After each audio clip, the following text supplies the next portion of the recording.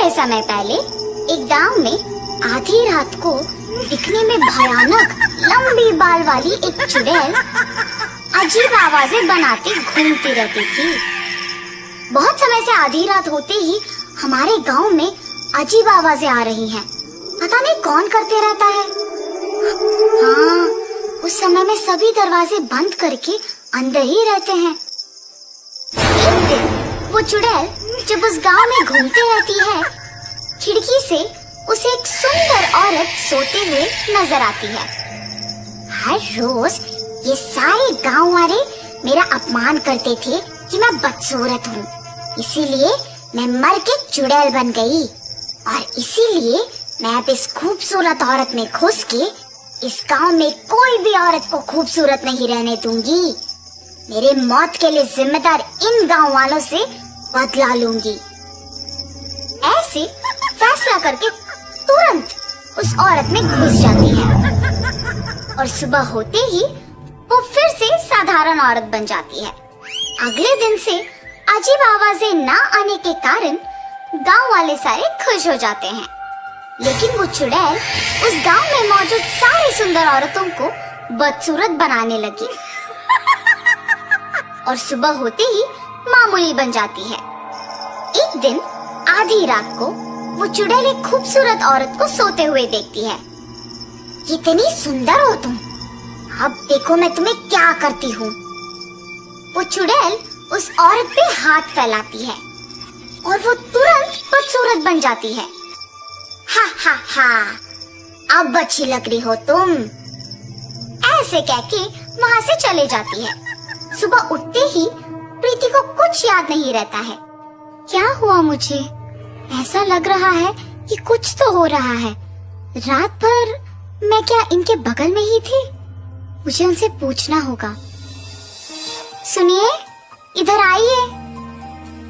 क्या हुआ? नींद से जागते ही इतने जोर जोर से चिल्ला रही हो? मुझे ऐसा लग रहा है कि रात में कुछ हुआ है। मैं रात भर आप ही के बगल में थी ना जी? हाँ, मेरे बगल में ही सोई थी। क्यों? ठीक है, कुछ नहीं जी। सतीश गांव में जाते ही सारे लोग को एक जगह इकट्ठा देखता है। ये क्या, इतने लोग एक ही जगह? क्या हुआ होगा? ऐसे सोचकर उस भीड़ के पास जाता है। क्या हुआ? सब ऐसे क्यों इकट्ठा हुए हैं? तुमने मेरी पत्नी को पहले देखा है ना? अब देखो कैसे बदल गई। पहले हमारे गांव में अजीब आवाजें सुनाई देती थी, लेकिन अब वो आवाजें नहीं आ रही हैं। हमें पता नहीं है कि तुम्हारे पत्नी को बदसूरत किसने बनाया, इसीलिए हमें सावधान रहना होगा। आज से हर रोज सभी के घर में कोई एक आदमी रात भर सोए बिना जगे ही रहना होगा। सभी हो रहे घटनाओं के बारे में बात करके दुखी हो रहे थे। सतीश वो सब सुन के डरते हुए वापस घर चले जाता है। क्या हुआ? आप ऐसे क्यों हैं? गांव वाले कह रहे थे कि जो औरतें सुंदर है वो अचानक बदसूरत बन जा रही है। तुम सावधान रहो, अगर किसी पे शक है तो मुझे तुरंत बता दो। आपकी बातें सुनकर मुझे भी डर लग रहा है जी। उस रात को सारे गांव वाले लिए हुए फैसले के अनुसार करते हैं और अपने घर में सतीश भी सोने की नाटक करता है। ठीक 12 बजे प्रीति को बिस्तर से उठकर एक आईना लेके उसमें अपने आप को देखते हुए देख सतीश दंग रह जाता है। अब हर रोज की तरह मुझे इस आईने को छुपाना होगा।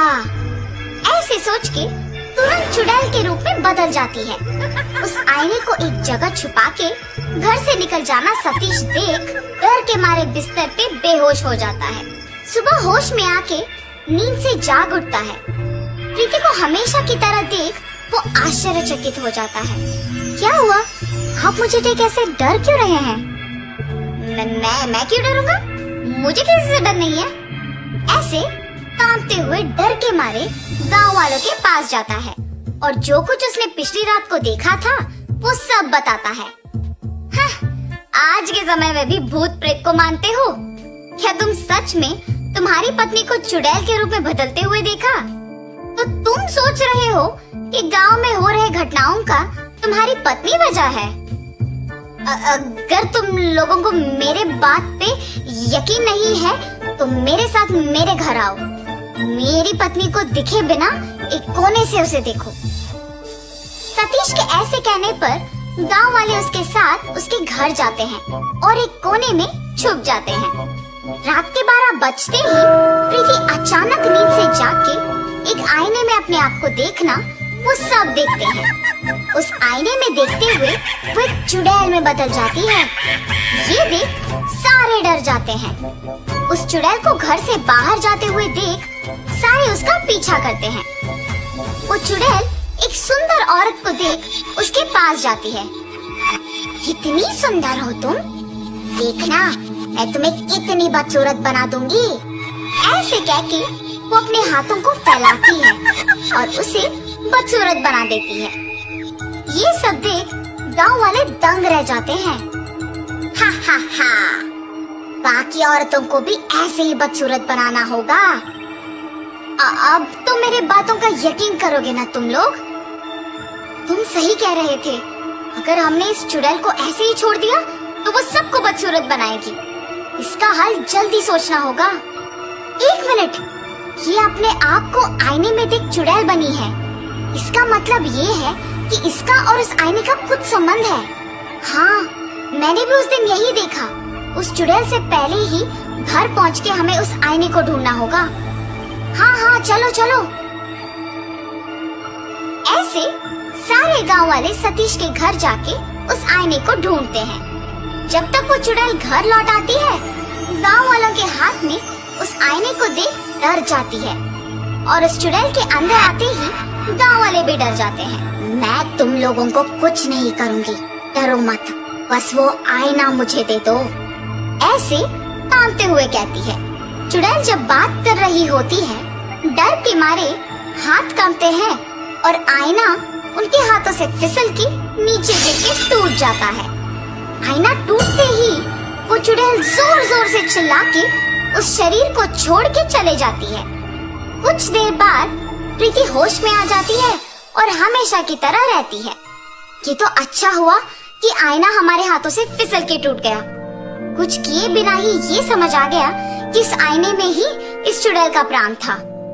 उस चुड़ैल के जाने पे सारे बदसूरत औरतें वापस खूबसूरत बन गई और गांव वाले भी खुश हुए।